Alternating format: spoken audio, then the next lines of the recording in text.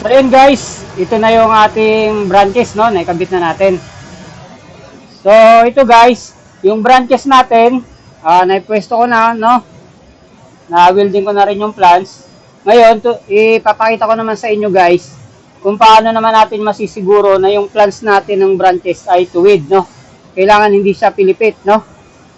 Ayan, yung ating branches, no. Kailangan naka-cluster siya ng maganda. Kailangan hindi siya pilipit, no?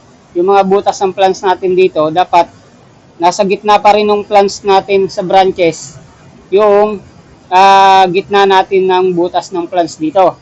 So, paano ko ginawa yung guys? Ito, di ba, may guhit tayo dito. Bukod sa guhit natin, naglagay ako ng nylon dito.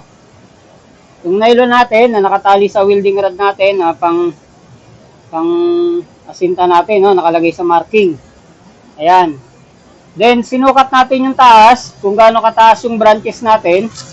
So, yung PC natin, dapat same din yung taas ng PC natin, dun sa taas ng plants, no? Yung finish ng plants ng branches natin. So, magkabilang dulo yan, dapat yung taas ng tansi mo parehas, no? Then, pagdating dito sa branches natin, eto, di ba may marking din tayo dito sa branches natin. Eto, di ba? So, yung plants natin, may marking din yung gitna, at saka ito. So, yung ating PC, o yung nylon natin, dapat nakatapat dyan sa ating marking na yan, no? Tapos, naka-sentro din siya dito, no? Sa kabilang plants. Ayan.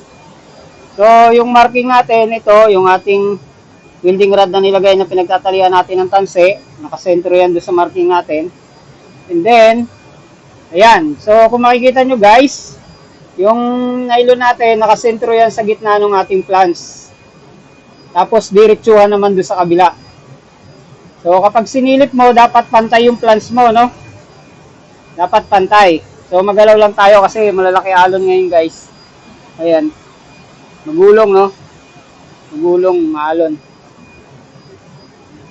So yun guys. Ngayon, ini-spot ko muna yung ating branches, no? Ayan, naka-spot lang muna yung branches natin.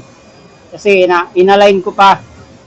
So kung sisilipin natin sa gilid, yan, dapat parehas yung clearance ng ating PC. So kapag ganyan, ibig sabihin, okay na yan. Pag sinilip natin, magkabilang dulo, yung plants natin, dapat hindi tagilid. Ayan. So, okay, di ba? Ayan, yung ating PC, sakto lang siya sa ibabaw. So, pag pinagtapat natin itong dalawang welding rod natin, nasa gitna din siya, di ba? Ayan. So, yun yung isa nating welding rod. Ayan. Pag pinagtapat mo, nasa gitna din siya ng plants natin. Bukod doon, yung guhit natin dito sa branches natin, dapat nakatapat din dito sa guhit natin sa tubo natin, no? Ayan, ginuhitan ko yung tubo natin. Eto. So, nakatapat din siya doon sa marking natin sa ating branches. O, yun. So, yun guys. Sana kahit papaano guys, nakatulong sa inyo. Nagkaroon kayo ng idea kung paano ba magkabit ng branches, no? Para siguradong hindi tagilid yung plants natin. So, yung kasing papalitan natin, nandun pa, nakapwesto pa. Kaya, sinukatan muna natin maigi.